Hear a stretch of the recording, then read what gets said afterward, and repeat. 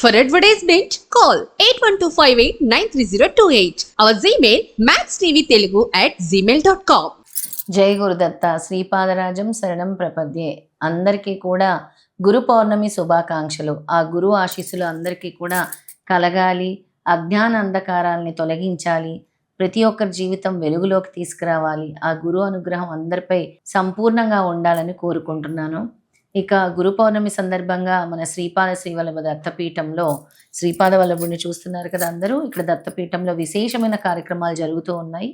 ఈ గురు పౌర్ణమికి ఉదయాన్నే అభిషేకంతో మొదలై అలాగే స్వామివారికి అభిషేకము, లక్ష తులసి అర్చన, గురుపాదుక పూజ, చండీ హోమము, దత్తాత్రేయ హోమము, అలాగే పుష్పాభిషేకము, ఇలా వివిధ కార్యక్రమాలు ఉదయం నుంచి రాత్రి వరకు జరుగుతూనే ఉంటాయి. గురు పౌర్ణమి రోజు ప్రతి ఒక్కరు కూడా పీఠానికి వచ్చి స్వామివారిని దర్శించుకోవచ్చు, గురు అనుగ్రహం పొందొచ్చు. ఎవరైతే గురు పౌర్ణమి రోజు గురు ఆశీస్సులు తీసుకుంటారో వాళ్ళందరికీ కూడా వాళ్ళ కర్మలు తొలగి స్వామి సరైన మార్గంలో నడిపిస్తూ ఉంటారు. అందుకే ప్రతి ఒక్కరు కూడా వాళ్ళ గురువుల్ని కలుసుకుంటూ ఉంటారు గురు పౌర్ణమి రోజు. అలాగే గురు దర్శనం కూడా చేసుకుంటూ ఉంటారు. అలా మీ అందరు కూడా గురు దర్శనం చేసుకోండి, స్వామివారి అనుగ్రహాన్ని పొందండి. ఇక ఈరోజు అధ్యాయం 3వ అధ్యాయము మొదలు పెడదాం. గురు చరిత్ర 3వ అధ్యాయము. గత వారము 1వ అధ్యాయం 2వ అధ్యాయం కూడా నాతో పాటు చదివి మీరందరూ కూడా కమెంట్స్ రూపంలో తెలియచేశారు. ఈసారి కూడా ఈ 3వ అధ్యాయం చదవటం వల్ల ఎలాంటి ఫలితం స్వామిస్తున్నారో చివరిలో చెప్తాను. ఇక అధ్యాయంలోకి వెళ్ళిపోదాము. శ్రీ గణేశాయ నమః, శ్రీ సరస్వతీ నమః, శ్రీ గురుభ్యో నమః. సద్గురు కృప కలుగుతున్నట్టు గుర్తు నామధారకుని వలె గురు మహిమను గురించి తెలుసుకోవాలన్న జిజ్ఞాస అంతకంతకు అధికమైంది నామధారకుడికి. ఇదే నిజమైన భక్తికి చిహ్నము. సృష్టి వికాసం కోసం అవతరించిన వారు అత్రి మహర్షి. ఆ కార్యాన్ని నెరవేర్చడానికి తనను తాను దత్తం చేసుకున్న పరమేశ్వరుడే దత్తాత్రేయుడు. అందుకు దోహకారమైన దుర్వాస శాపాన్ని కూడా స్వీకరించాడు. ఆయన త్రిమూర్త్యాత్మకుడు అయినందువలన గురుధ్యాన శ్లోకం ఆయనకు సంపూర్ణంగా వర్తిస్తుంది. సిద్ధపురుషులందరూ రూపంలో మానవాల్ని సదా అనుగ్రహించేది ఆయనే. అంటే భగవంతుడే మానవాళికి గురువుగా అవతరించిన దత్తాత్రేయుడు అన్నమాట. అందుకే దత్తావతారాలైన శ్రీపాద శ్రీవల్లభుడు, నృసింహ సరస్వతి, మాణిక్య ప్రభు, అకల్కోట్ స్వామి, షిరిడీ సాయిబాబా వంటి సద్గురువులకు స్కాంద పురాణాంతర్గతమైన గురుగీతలోని గురుస్తుతి శ్లోకాలు యథాతథంగా సరిపోతాయి. అట్టి వారినే ముముక్షులు ఆశ్రయించాలని, ధన్యుల్ని కాదని భగవద్గీత 4వ అధ్యాయంలో శ్రీకృష్ణుడు ఆదేశిస్తారు. ముముక్షు అటువంటి దత్తావతారాల చరిత్రలను, బోధనలను శ్రద్ధగా పారాయణము, శ్రవణాలు చేసి శ్రీ దత్త అనుగ్రహానికి పాత్రుడవ్వాలి అని మన భగవద్గీతలో కూడా తెలియపరిచారు. అప్పుడే తగు రీతిన గురువు అనుగ్రహం ప్రాప్తిస్తుంది. అందుకే సాయినాథుడు తన భక్తుడైన కుశాబాహు చేత శ్రీ గురుచరిత్ర 108 సార్లు పారాయణం చేయించారు. ఆ తర్వాతనే అతడు పూర్ణ దత్తావతారమైన సాయినాథుడిని అనుగ్రహానికి పాత్రుడయ్యాడు. ఇక 3వ అధ్యాయంలోకి వెళ్ళిపోదాము. గురువు అందరి జీవితంలో కూడా అంధకారాన్ని తొలగించి ఒక మార్గాన్ని సూచించేదే గురువు. ఇక కథ ఆరంభము. నామధారకుడు నమస్కరించి, ఓ సిద్ధముని, మీరు నా సందేహాలన్నీ తొలగించారు. నా గురువు యొక్క యథార్థత్వం తెలిసింది. మీకు జయము. ఇంతకు మీ నివాసం ఎక్కడ? మీకు భోజనం ఎలా లభిస్తుంది అని అడిగాడు. సిద్ధయోగి అతనిని కౌగిలించుకొని ఆశీర్వదించి నవ్వుతూ, నేనెప్పుడు శ్రీ గురిని చెంతనే ఉంటాను. శ్రీ గురుస్మరణమే నాకు ఆహారము, వారి మహిమయే నాకు అమృతతుల్యమైన పానీయము. శ్రీ గురుచరిత్ర గ్రంథము శ్రవణం చేస్తుంటే భుక్తి, ముక్తి శీఘ్రంగా లభిస్తాయి. అందుకే గురుచరిత్ర అనేది భూలోకానికి భగవంతుడు అందించినటువంటి కామధేనువు. ఇక్కడ స్వామి కూడా చెప్తున్నారు, గురుచరిత్ర గ్రంథం శ్రవణం చేస్తుంటే భుక్తి, ముక్తి కూడా శీఘ్రంగా లభిస్తాయి.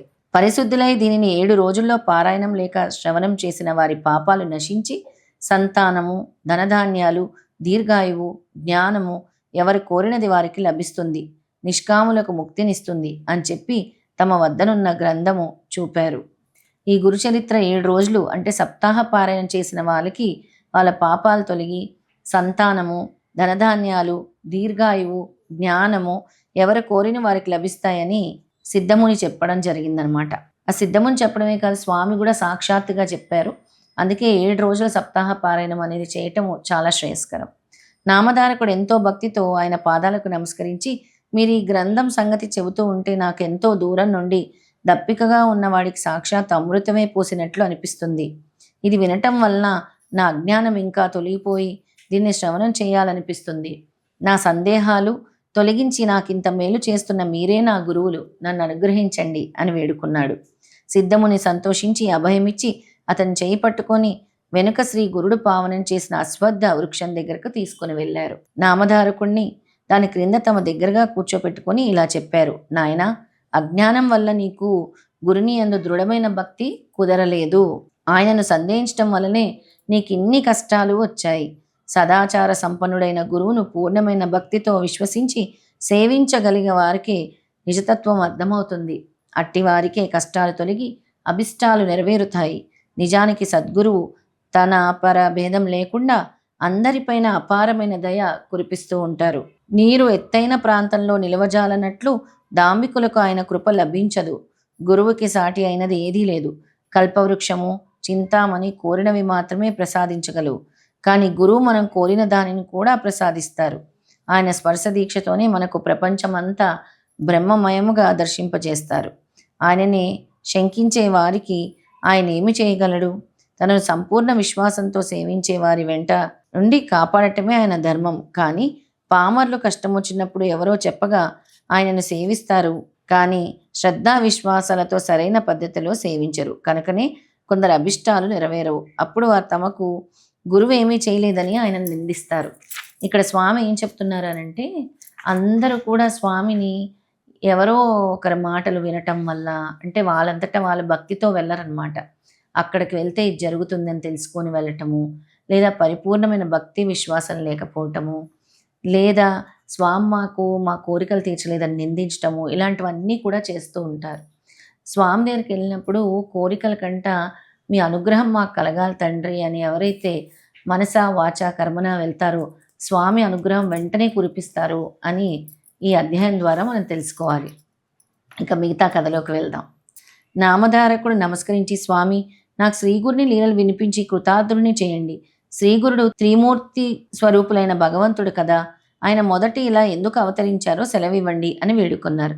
సిద్ధముని సంతోషించి, శ్రీ గురుని పట్ల నీ కట్టి శ్రద్ధ కలగటం ఎంతో శుభసూచకము. ఇంతవరకు శ్రీ గురుని లీలల గురించి ఇంత ప్రీతితో ఎవరూ అడగనే లేదు. ముముక్షువులకు మాత్రమే ఇట్టి అభిరుచి కలుగుతుంది. నీకు తప్పక పురుషార్థాలు ప్రాప్తిస్తాయి. నీ శ్రద్ధ నాకెంతో ఆనందాన్ని కలుగజేస్తుంది. నీవు అడిగినది చెబుతాను, శ్రద్ధగా విను. జగత్తుకు మూల కారణమైన భగవంతుడు మొదట అనేకమవ్వాలని సంకల్పించాడు. ఆయన శక్తి త్రిగుణాత్మకంగా మారి బ్రహ్మ విష్ణు మహేశ్వరుల రూపం ధరించింది. వాటిలో రజోగుణము ప్రకోపించినప్పుడు సృష్టికర్త అయిన బ్రహ్మరూపంలో ఆసక్తి సర్వాన్ని సృష్టించింది. సత్వగుణము బలీయమై విష్ణు రూపంలో సర్వాన్ని పాలిస్తుంది. తమోగుణం బలీయమైనప్పుడు అదే మహేశ్వరుడే సర్వాన్ని సంహరిస్తుంది. అంతేగాని నిజానికి ఆ ముగ్గురికి భేదమే లేదు. పూర్వము సూర్యవంశానికి చెందిన అంబరీషుడనే రాజు నిరంతరం హరిచింతన, అతిథి సేవలతో పాటు దృఢమైన నిష్ఠతో ఏకాదశి వ్రతం ఆచరిస్తూ ఉండేవాడు. ఒకరోజు ద్వాదశి తిథి యొక్క గడియ మాత్రమే ఉందనగా దుర్వాస మహర్షి శిష్య ప్రశిష్యులతో కలిసి అతని వద్దకొచ్చారు. అంబరీషుడు ఆయనని పూజించి త్వరగా అనుష్ఠానం పూర్తి చేసుకుని భోజనానికి రమ్మని ప్రార్థించాడు. అప్పుడు ఆ మహర్షి స్నానానికని నదికి వెళ్ళి పారణ సమయం విరిపోతుంది అన్నా కూడా రాకుండా ఆలస్యం చేయసాగారు. తిది మించిపోతే అంబరీషునికి వ్రతభంగం అవుతుందని, అలా అని అతడు భోజనం చేస్తే అతిథిని అలక్ష్యం చేసినట్లు అవుతుందని అందుకు అతడు ఆ రెండింటిని పరీక్షించుకోదలిచి కొద్ది తీర్థం మాత్రమే త్రాగాడు. ఇంతలో దుర్వాసుడొచ్చి కోపించి, రాజా, నీవు నానా యోనులలో జన్మింతువు కాక అని శపించాడు. అంబరీషుడు భయపడి శ్రీహరిని శరణు పొందాడు. అప్పుడు ఆయన సాక్షాత్కరించి దుర్వాసునితో, మహర్షి, నా భక్తుడు నీ శాపాన్ని భరించలేడు. అతనిని రక్షించటం నా ధర్మము అని విష్ణుమూర్తి, ఆ మర్తులైన ఆ శాపం వ్యర్థం కాకూడదు కనుక ఆ శాపాన్ని నాకు వర్తింపచెయ్యి అని ఆ శాపాన్ని తన భక్తుడు భరించలేడు కాబట్టి ఆ శాపాన్ని స్వయంగా శ్రీహరి స్వీకరించారు. శ్రీహరి తిరిగి తిరిగి అవతరిస్తూ లోకోపకారం చేయగలడని తలచి సంతోషించి, దుర్వాసుడు, విశ్వాత్మ, మీ గురించి తపస్సు చేస్తున్న యోగులకు ప్రత్యక్ష దర్శనం ఇవ్వటానికి, జంతు యోనులలో జన్మించిన పావుల ఉద్ధరించటానికి మీరు భూలోకంలో ఎప్పుడూ అవతరిస్తూనే ఉండండి అని అన్నాడు. అందువల్లనే విష్ణువు మత్స్యాది అవతారాలు ఎత్తాడు. కానీ వాటిలో కొన్ని గుప్తంగా ఉండి ఉత్తమ తపస్సులకు మాత్రమే తెలుసుకున సాధ్యమవుతాయి. ఇట్టి అవతారాలలో ఒకటి దత్తాత్రేయుడు. ఈయన అత్రి అనసూయలకు జన్మించాడు. శ్రీ దత్తాయ గురువే నమః, శ్రీపాద శ్రీవల్లభాయ నమః, శ్రీ నృసింహ సరస్వతి నమః. ఇది ఈరోజు 3వ అధ్యాయము. ఈ 3వ అధ్యాయం పారాయణం చేయటం వల్ల స్వామి యొక్క అనుగ్రహం కలుగుతుంది. అలాగే ఈ అధ్యాయం చదవటం వల్ల భయాలు అనేవి కూడా తొలగుతూ ఉంటాయి. స్వామి మనకి రక్షణ కల్పిస్తూ ఉంటారు. అదే 3వ అధ్యాయం యొక్క పారాయణ ఫలితం. ఇంతటితో 3వ అధ్యాయం సంపూర్ణము. ప్రతి వారం కూడా ఒక్కొక్క అధ్యాయం నాతో పాటు మీరందరూ కూడా పారాయణం చేసి ఈ కింద యూట్యూబ్లో కమెంట్ బాక్స్లో పోస్ట్ చేయండి. జై గురుదత్త 3వ అధ్యాయము సంపూర్ణము లేదా 3వ అధ్యాయం కంప్లీటెడ్ అని ఇక్కడ పోస్ట్ చేయండి కమెంట్స్ రూపంలో. మళ్ళీ 4వ అధ్యాయంతో వచ్చే గురువారం మళ్ళీ కలుద్దాం. అందరికీ కూడా మరొకసారి గురు పౌర్ణమి శుభాకాంక్షలు.